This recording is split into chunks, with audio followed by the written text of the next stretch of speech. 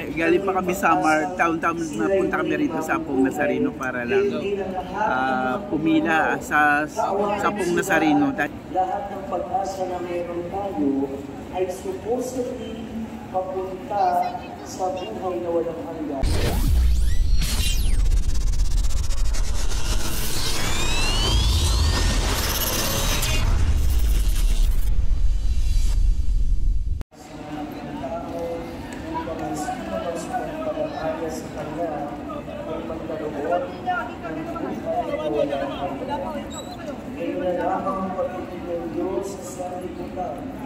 Kaya binigay niya ang kanyang buntong na anak upang ang sumampalataya sa kanya ay hindi mapaghamak, kundi magkaroon ng buhay na walang hanggan. Sapagkat sinuno ng Diyos ang kanyang anak, hindi upang at walang pag-asahan ng sanlibutan, kundi upang iligtas ito sa pamamagitan. Mga kapatid, ang mabuting balita ng Panginoon. Pinupuri ka namin, Panginoong Jesucristo, magpipuna lahat. Magandang umaga po sa inyo lahat. Happy Fiesta. Viva o Jesus Nazareno! Isa lang muna.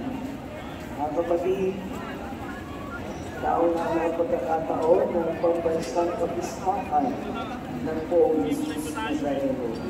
At ang ating tema, mas mabuti ang pagsunod kaysa paghahandog sa mga umaasa kay Jesus. Dalawang bagay mga kapatid, pag-asa at pagsunod. Pag-asa. Pag-asa ang dahilan kung bakit tayo nagdedebosyon sa ating Poong Jesus Nazareno.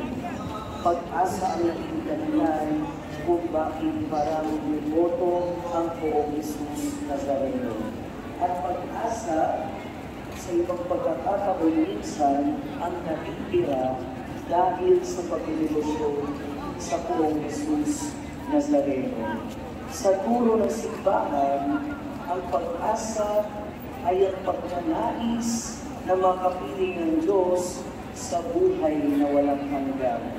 Ibig sabihin, lahat ng pag-asa na nasa atin, lahat ng pag-asa na meron tayo, ay supposedly papunta sa buhay na walang hanggan, papunta at babagsak sa ating Panginoong Jesucristo. At kung tama ang ating pag-asa, kung tama ang pinaglalagyan ng ating pag-asa, ibig sabihin, kung tayo ay umaasa sa ating Panginoon, hindi tayo bibigyan ng ating pag-asa. Hope does not disappoint. Dahil sa paglalagay natin ang ating pag-asa sa ating Panginoon, ang mga bagay imposible ay nagiging posible. Sa paglalagay natin ang ating pag-asa sa ating Panginoon, ang mga bagay na wari hindi mangyayari ay nangyayari. Kaya nga, sa pag-asa natin sa Panginoon, dahil ang krus nagkaroon at naging ugat, naging pinagmumulan ng pag-asa. Ito si Sir galing. Saan pa kayo galing, Sir? Ay, galing pa kami Samar, taon-taon na punta kami rito sa Apong Nazareno para lang pumila sa Apong Nazareno. Dahil itong Apong Nazareno, piyesta ng Nazareno, kaya taon-taon lagi kami napunta dito sa Quiapo. Kailan kayo umalis doon, Sir?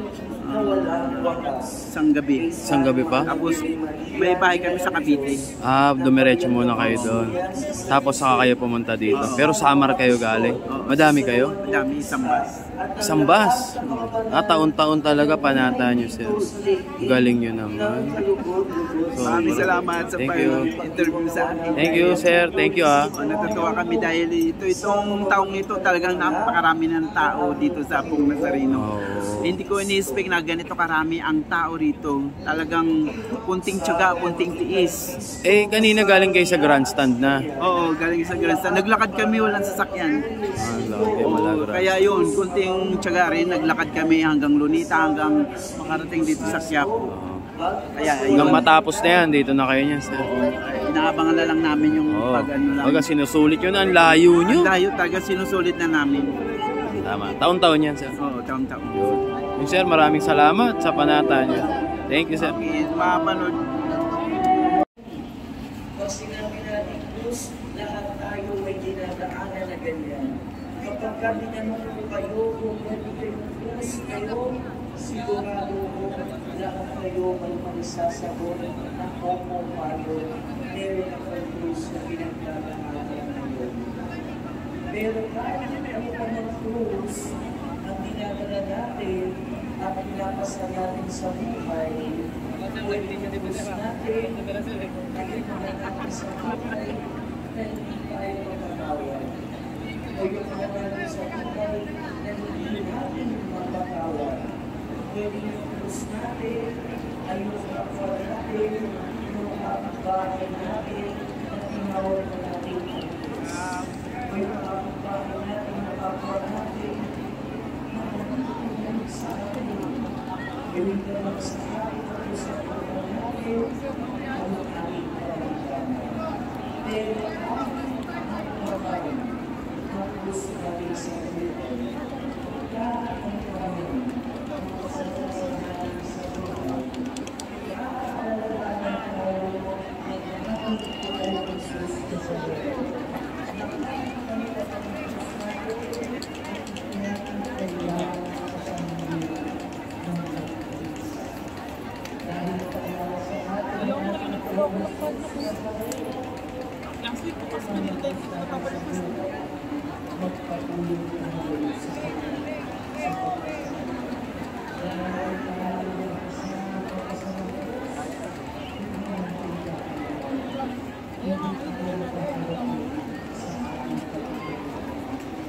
Dahil tayo ng Jesus sa mundo, sa tuwing nakakita natin ang Diyos na kasama ng Jesus sa mundo, makakita natin na hindi lamang gusto natin ay magkasama, kasama niya ang Diyos na ating pasal-pasal. At sa makikita natin ang Diyos na natin pong Jesus na sa mundo, hindi lamang gusto natin ang ating nakakilala. Alam natin ang pasalit niya ang ating Diyos sa mundo. Kaya ang Diyos na nagiging simbolo ng pagkira Talaghan mo nagatawag sa kanilang mga puso, naghahari kataksilan. Hindi sila nagtataka sa ginawa niya iban. Hindi nila palihimo ang dakila gawa ng Diyos. Gayunpaman, palibhasa'y Diyos siya. Ating mga kapulisan. Ang masamang gawa nila ay pinatawad nila kami. Dahilan sa pag-ibig niya ay Galing sa iba't ibang lugar, mga kababayan ng ating mga kapulisan dito sa Quiapo. Ayan, makikita nyo naman po, organisado mga kababayan ang mga pumapasok ng mga tao dito. Ayan, no, Tarlac si Sir, si Colonel, Tarlac pa na nakalagay sa badge niya yan. Mga taga Tarlac pa sila, ibig sabihin ng mga kapulisan dito.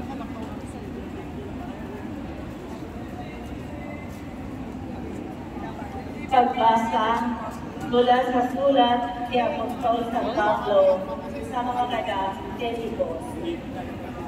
Si Cristo Jesus, bagamat siya ay Diyos, ay hindi nagpilit na manatiling kapantay ng Diyos.